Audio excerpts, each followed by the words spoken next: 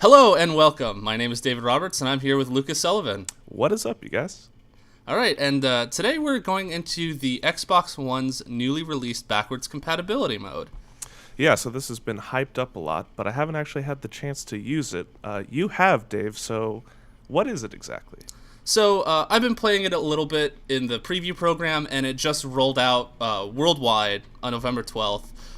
Originally, the Xbox One had completely written off backwards compatibility, but ever since Phil Spencer, the new head of the Xbox division, stepped in, he's been kind of looking at what is important for the Xbox One going forward and tweaking things, changing things. And the big video cassette box has evolved dramatically from its Connect-required always online roots. One of the biggest additions is backwards compatibility. Right on. I remember Don Matrick had that "Let them eat cake" line. Yeah, basically. So how does the backwards compatibility work? Like, how many games are compatible, and how do you access them?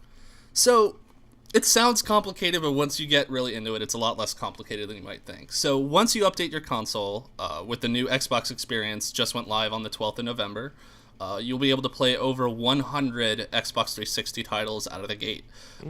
And those are whether they're part of your digital library or whether you own a physical copy of the game. If you own the physical disc, you just put the disc in, it'll download the game from Xbox Live servers, and as long as you have the disc in, you can play it whenever you want.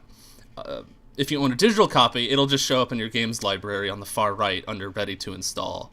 And if you have any DLC that you've purchased over the years, you just simply press the menu button over the game's title, choose Manage Game, and you'll see all of your content there. Right now, it doesn't look like there's a way to purchase games from the Xbox One store.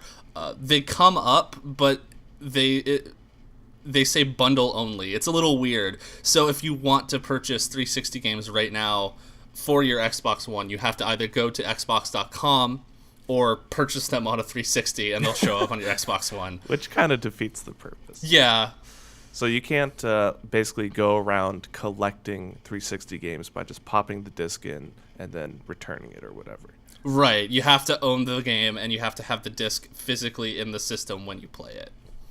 So what's the interface like? Is it basically an emulated 360 similar to how the Wii U does Wii games? Yeah, so basically the Xbox One is being tricked into thinking that it's a 360. You'll have full access to your friends list. You'll have a list of your achievements. You'll get to use the same Xbox Live servers as everyone else. So if you're on an Xbox One, you'll be able to play games like Gears of War with your friends who are playing on an Xbox 360.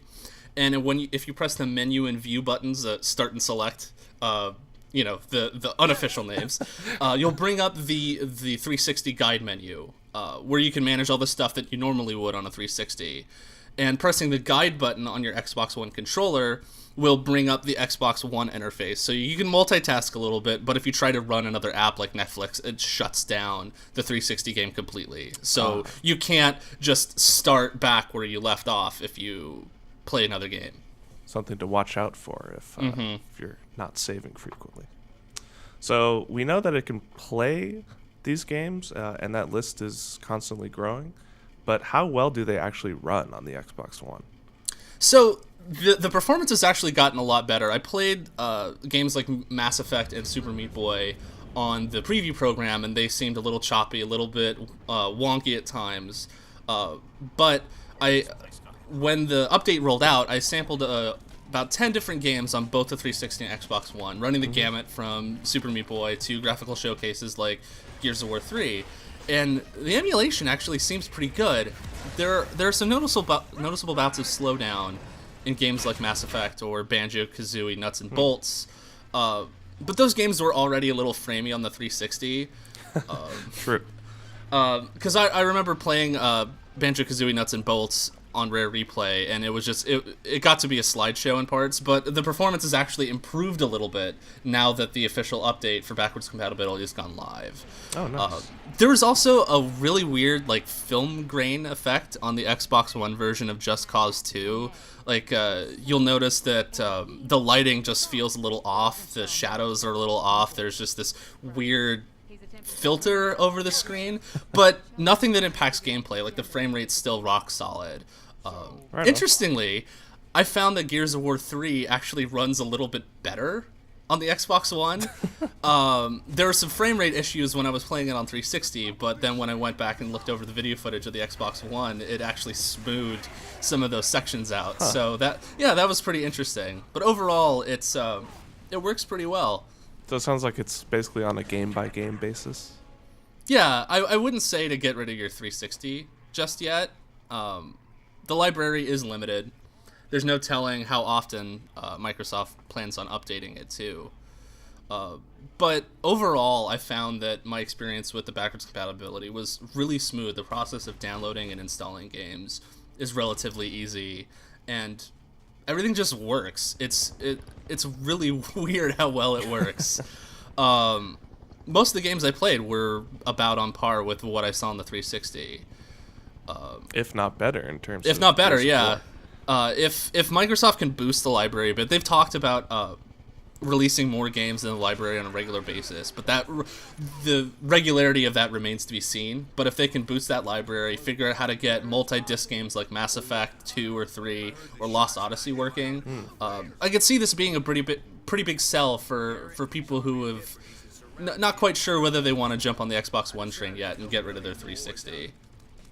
Right on. So final verdict, it's a little hit or miss right now, but the future's looking bright for this program. Yeah, it's looking good. I'm enjoying going back, and I'm looking forward to playing some of the older games that I haven't gotten around to on my Xbox One now, because I really don't want to touch my 360 again. Really don't. It's ancient. It's of the past. Yeah.